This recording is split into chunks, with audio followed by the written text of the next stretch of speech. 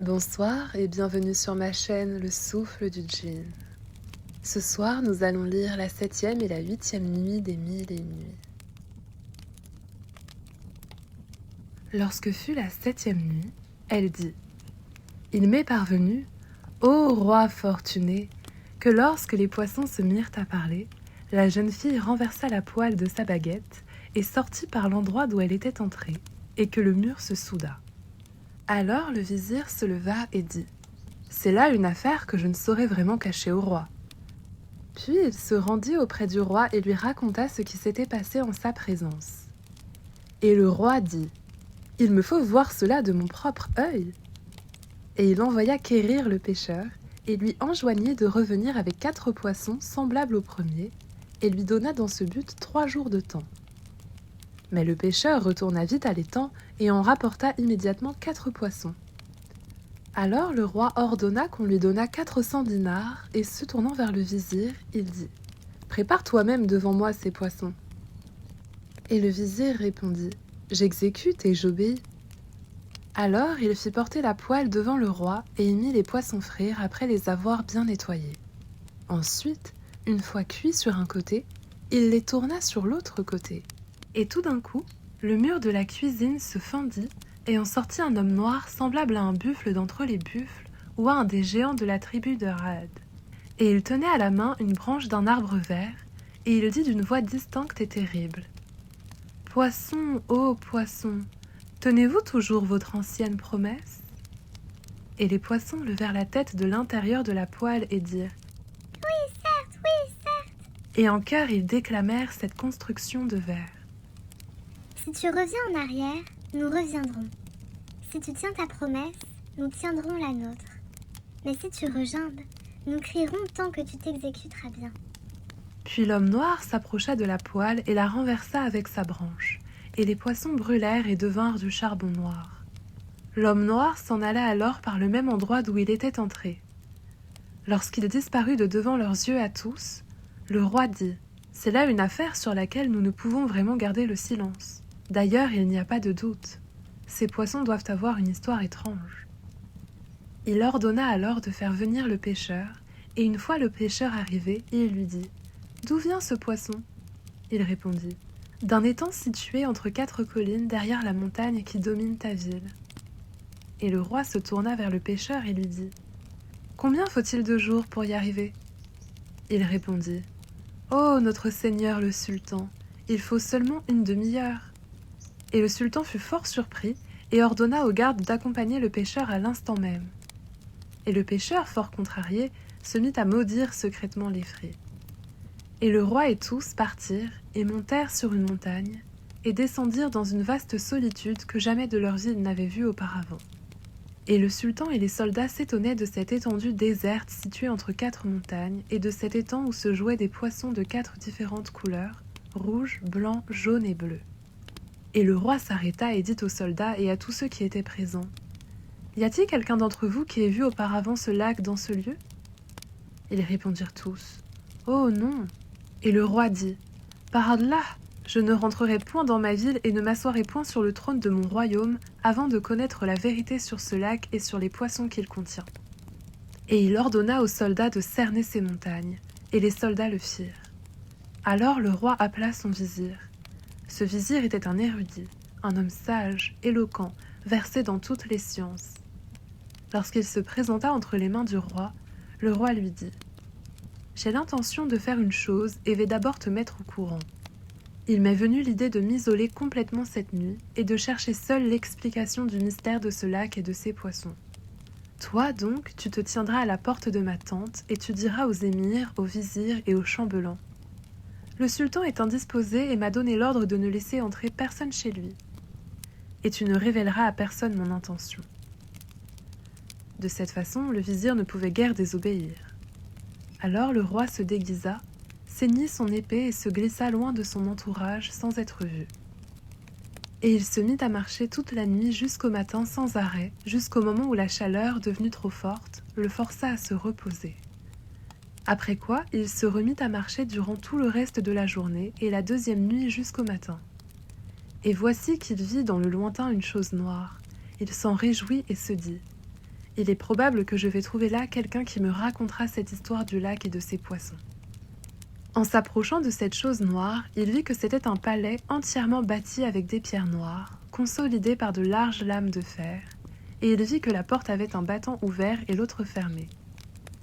Alors il se réjouit, et s'arrêtant à la porte, il frappa doucement. Mais n'entendant pas de réponse, il frappa une deuxième et une troisième fois. Puis, n'entendant pas de réponse, il frappa une quatrième fois, mais très violemment, et personne ne lui répondait. Alors il se dit « Il n'y a pas de doute, ce palais est désert. » Alors, se donnant du courage, il pénétra par la porte du palais et arriva à un corridor. Là, à haute voix, il dit « Ô maître du palais, je suis un étranger, un passant du chemin, et je vous demande un peu de provisions pour le voyage. » Puis il réitéra sa demande une deuxième et une troisième fois, mais n'entendant pas de réponse, il se raffermit le cœur et se fortifia l'âme, et pénétra par le corridor jusqu'au milieu du palais. Et il n'y trouva personne.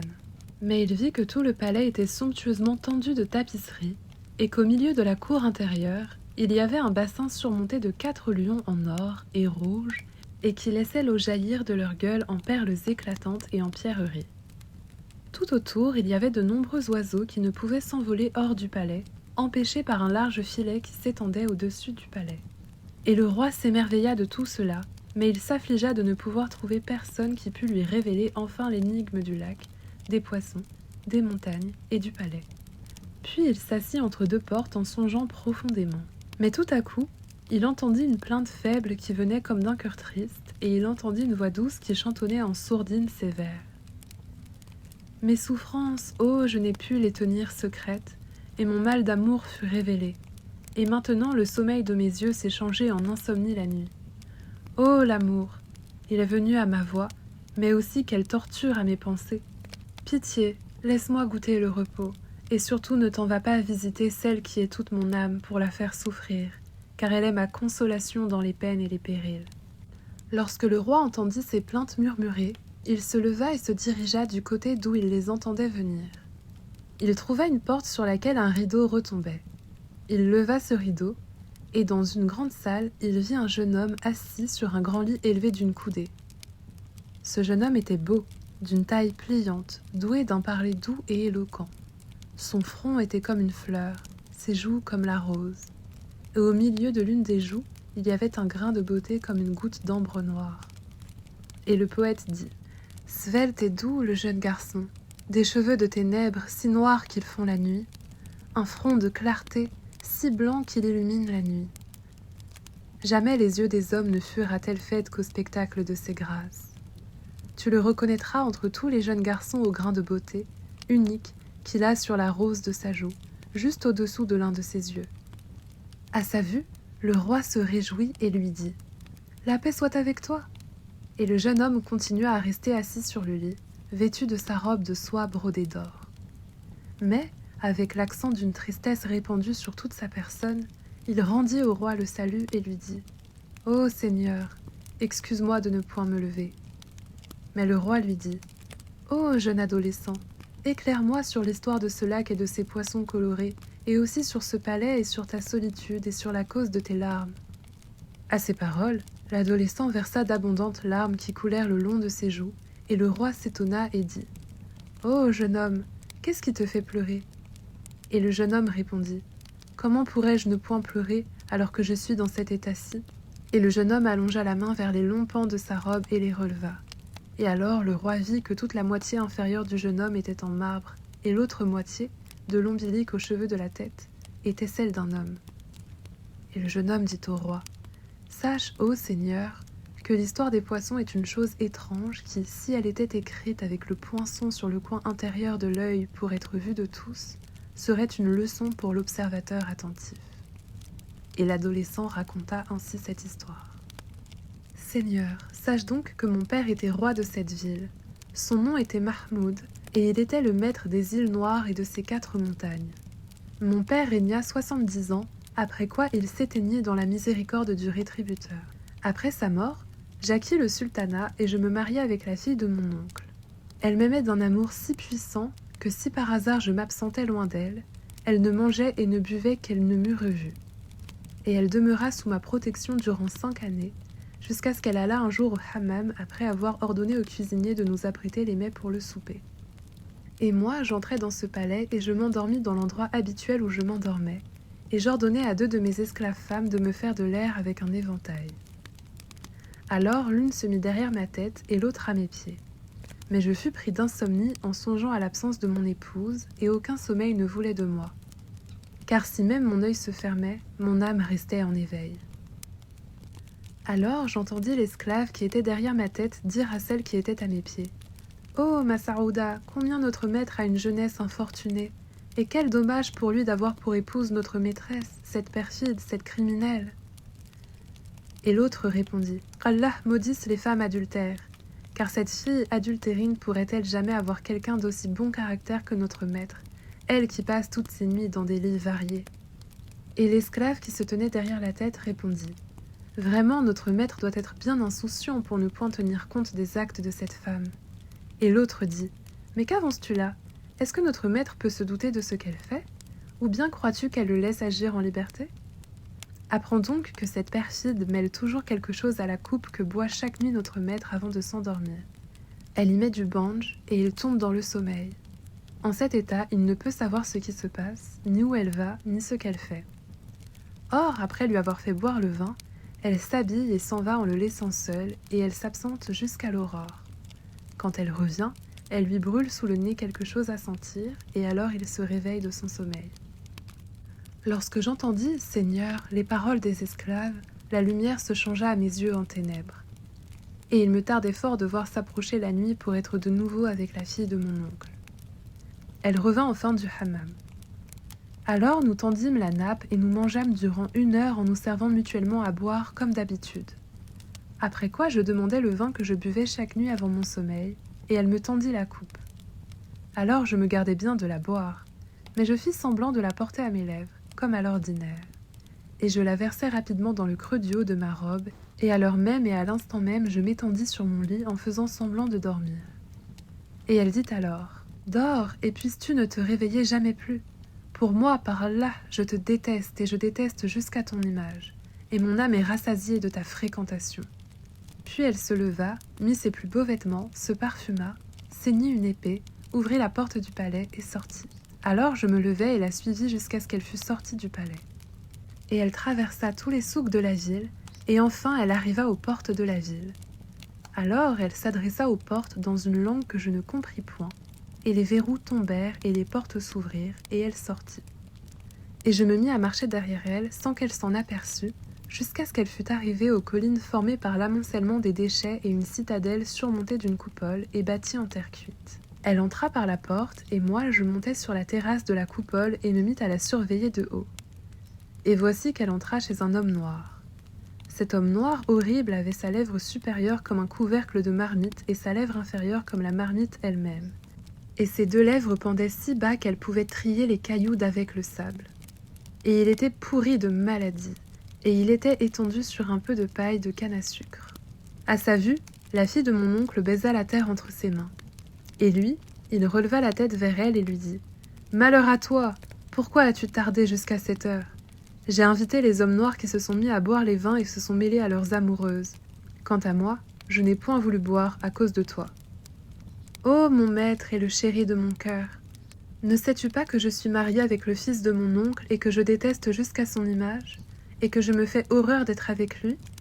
D'ailleurs, n'eût été la crainte de te voir toi-même lésé, j'aurais depuis longtemps ruiné la ville de fond en comble et fait que seule la voix du hibou et du corbeau eût été entendue. Et j'aurais transporté les pierres des ruines derrière le mont Caucase. » L'homme noir répondit: « Tu mens, ô débauché. Or, moi, je jure sur l'honneur et sur les qualités viriles des hommes noirs et sur notre supériorité infinie d'hommes par rapport aux blancs, que si une autre fois, à partir de ce jour, tu te mets ainsi en retard, je répudierai ton amitié et je ne mettrai plus mon corps sur ton corps. Ô perfide traîtresse, tu n'es ainsi en retard que parce que tu rassasies ailleurs tes désirs de femelle. Ô pourriture, ô la plus infime des femmes blanches. » Ainsi narra le prince en s'adressant au roi, et il continua. Lorsque j'entendis cette conversation et vis de mes yeux ce qui s'ensuivit entre eux deux, le monde se changea en ténèbres devant ma face, et je ne sus plus où je me trouvais.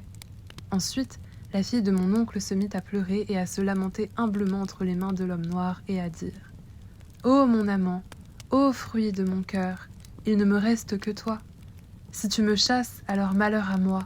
Ô mon chéri, ô lumière de mon œil. » Et elle ne cessa de pleurer et de l'implorer jusqu'à ce qu'il lui pardonnât. Elle fut alors toute heureuse, se leva, se déshabilla de tous ses vêtements et de son caleçon et resta toute nue. Puis elle dit « Ô mon maître, as-tu de quoi nourrir ton esclave ?» Et l'homme noir lui répondit « Enlève le couvercle de la marmite et tu y trouveras un ragoût fait avec des os de souris que tu mangeras jusqu'à moudre les os. Puis prends ce pot que tu vois et tu y trouveras de la bouza que tu boiras. » Et elle se leva et mangea et but et se lava les mains, puis elle revint et se coucha avec l'homme noir sur la paille de roseau. Et toute nue, elle se blottit contre l'homme noir sous ses loques infectes. Quand je vis toutes ces choses que faisait la fille de mon oncle, je ne pus plus me posséder et je descendis du haut de la coupole, et me précipitant dans la salle, je pris l'épée que portait la fille de mon oncle, résolue à les tuer tous deux. Je commençai par frapper l'homme noir le premier, sur le cou, et je crus qu'il avait trépassé. À ce moment-là, Scheherazade vit approcher le matin et s'arrêta discrètement. Et lorsque luisit le matin, le roi Schahryar entra dans la salle de justice, et le diwan fut bondé jusqu'à la fin de la journée. Puis le roi rentra dans son palais, et Dionazade dit à sa sœur « Continue, je t'en prie, ton récit. » Elle répondit « De tout cœur et comme hommage dû. » Ce fut la 7e nuit.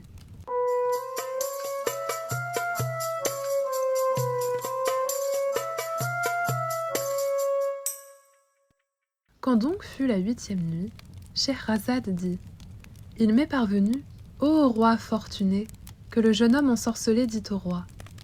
Ayant frappé l'homme noir pour lui couper la tête, je lui coupai en effet le gosier, la peau et la chair, et je crus l'avoir tué, car il râla un râle terrible et haut. La fille de mon oncle, qui pendant cette scène dormait profondément, se réveilla après mon départ, prit l'épée qu'elle remit au fourreau, revint à la ville, entra dans le palais et se coucha dans mon lit jusqu'au matin. Le lendemain donc, je vis que la fille de mon oncle avait coupé ses cheveux et mis des habits de deuil. Puis elle me dit « Ô fils de mon oncle, ne me blâme point de ce que je fais, car je viens d'apprendre que ma mère est morte, que mon père a été tué dans la guerre sainte, que l'un de mes frères est mort piqué par un scorpion et que l'autre a été enterré vivant sous la chute d'un édifice. J'ai donc le droit de pleurer et de m'affliger. » À ces paroles, je ne voulus faire semblant de rien et je lui dis « Fais ce que tu crois nécessaire, car je ne te le défends pas. » Et elle resta enfermée dans son deuil, ses pleurs et ses accès de douleur folle durant une année entière, depuis le commencement jusqu'à l'autre commencement.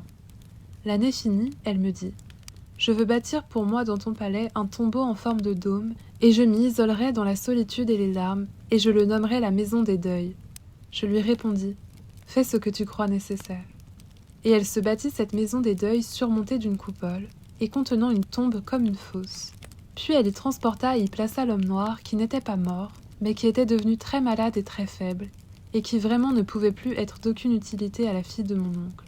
Mais cela ne l'empêchait de boire tout le temps du vin et de la bouza. Et depuis le jour de la blessure, il ne pouvait plus parler, et il continuait à vivre, car son terme n'était pas échu. Et elle, tous les jours, entrait chez lui dans la coupole, à l'aube et à la nuit, et était prise près de lui d'accès de pleurs et de folie. Et elle lui donnait à boire des boissons et des choses bouillies. Et elle ne cessa d'agir de la sorte, matin et soir, durant toute la seconde année. Et moi, je patientais sur elle tout le temps. Mais un jour, entrant chez elle à l'improviste, je la trouvai en train de pleurer et de se frapper le visage et de dire ces vers d'une voix triste. « Toi parti, ô bien-aimé, je délaissais les humains et vécus solitaire, car mon cœur ne saurait plus rien aimer, toi parti, ô bien-aimé. Si tu viens à repasser près de ta bien-aimée, ô recueil de grâce sa dépouille mortelle en souvenir de sa vie terrestre, et donne-lui le repos de la tombe, où tu voudras, mais près de toi, si tu viens à repasser près de ta bien-aimée. Ta voix, qu'elle se souvienne de mon nom de jadis pour me parler sur la tombe. Oh, mais de ma tombe tu n'entendras que le triste son de mes os entrechoqués. » Quand elle eut fini sa plainte, je lui dis, et l'épée nue à la main, « Ô traîtresse, voilà les paroles des perfides qui renient les liaisons passées et foulent l'amitié. » Et levant le bras, je m'apprêtais à la frapper, quand elle se leva tout à coup, apprenant ainsi que l'auteur de la blessure de l'homme noir était moi, elle se leva debout sur ses pieds et prononça des paroles que je ne compris point, et dit « que par la vertu de ma sorcellerie, Allah te change moitié en pierre et moitié en homme. Et à l'heure même, Seigneur, je devins comme tu me vois. Et je ne pouvais plus ni bouger ni faire un mouvement. De la sorte, je ne suis ni un mort ni un vivant. Après qu'elle m'eut mis dans cet état, elle ensorcela les 4 îles de mon royaume et les changea en montagnes avec le lac au milieu. Et elle changea mes sujets en poissons. Mais ce n'est pas tout.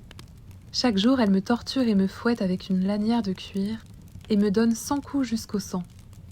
Et ensuite, elle me met directement sur la peau, en dessous de mes vêtements, une robe en poil couvrant toute ma partie supérieure.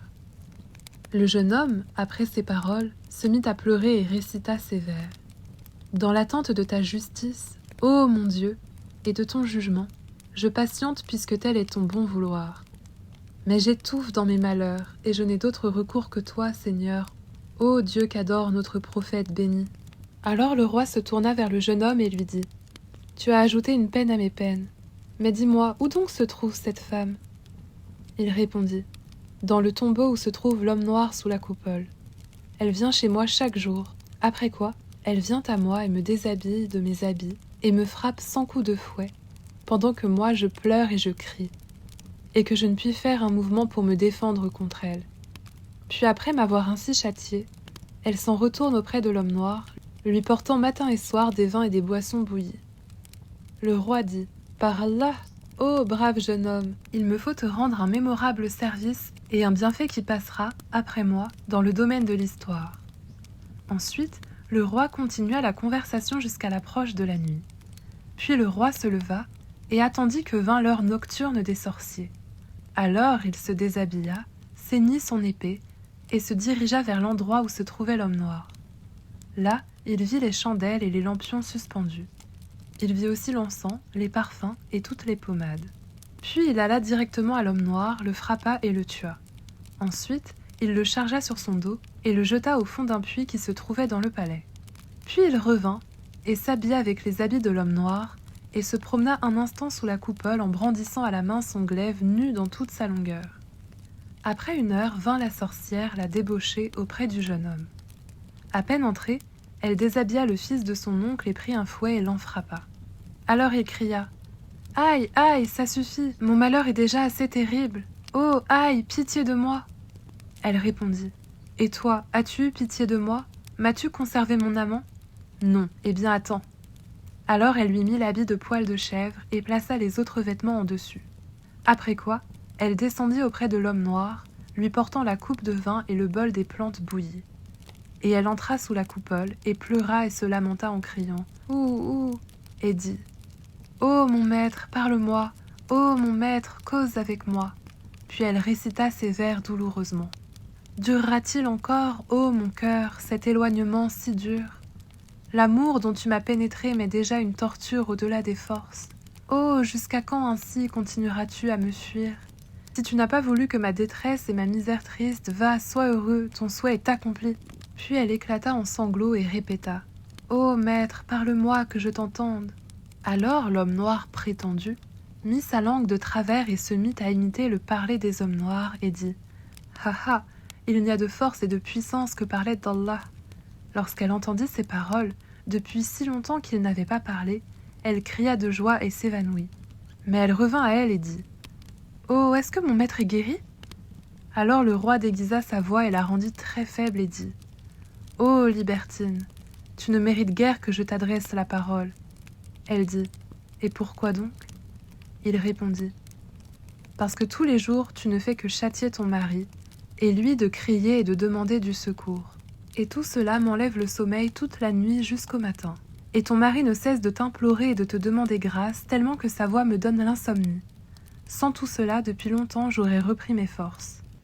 Et c'est justement cela qui m'empêche de te répondre. » Elle dit : « Alors, puisque tu l'ordonnes, je le délivrerai de l'état où il se trouve. » Et le roi lui dit : « Oui, délivre-le et rends-nous la tranquillité. » Elle dit : « J'entends et j'obéis. » Puis elle se leva et sortit de la coupole. Entrée au palais, elle prit un bol de cuivre rempli d'eau et prononça dessus des paroles magiques. Et l'eau se mit à bouillir comme l'eau bout dans la marmite. Alors elle en aspergea le jeune homme et dit : « Par la force des paroles prononcées, je te somme de sortir de cette forme pour reprendre ta forme première. » Et le jeune homme se secoua et se leva debout sur ses pieds, et se réjouit de sa délivrance, et s'écria « J'atteste qu'il n'y a d'autre Dieu qu'Allah, et Mohammed est le prophète d'Allah. Que la bénédiction et la paix d'Allah soient sur lui. » Puis elle lui dit « Va-t'en et ne reviens plus ici, sinon je te tuerai. » Et elle lui cria à la face. Alors il s'en alla d'entre ses mains. Et elle retourna à la coupole et descendit et dit « Ô mon maître, lève-toi que je te vois. » Et lui, très faible, dit « Oh, tu n'as encore rien fait. Tu ne m'as rendu qu'une partie de ma tranquillité. Mais tu n'as pas supprimé la cause principale de mon trouble. » Et elle dit « Oh, mon chéri, mais quelle est cette cause principale ?» Il dit « Les poissons du lac, qui ne sont autre chose que les habitants de l'ancienne ville et des 4 îles d'autrefois, ne cessent, tous les minuits, de lever la tête hors de l'eau et de faire des imprécations contre toi et moi. Et tel est le motif qui m'empêche de reprendre mes forces. À toi donc de les délivrer. Et alors tu pourras venir me prendre par la main et m'aider à me lever, car certainement je serai revenue à la santé. » Lorsqu'elle entendit les paroles du roi, qu'elle croyait être l'homme noir, elle lui dit toute joyeuse « Ô mon maître, ta volonté je la mets sur ma tête et dans mon œil. » Et ayant dit « Au nom d'Allah », elle se leva toute heureuse et se mit à courir, et arrivée au lac, elle prit un peu d'eau et, à ce moment, Scheherazade vit poindre le matin et s'arrêta discrètement dans son récit. Ce fut la 8e nuit.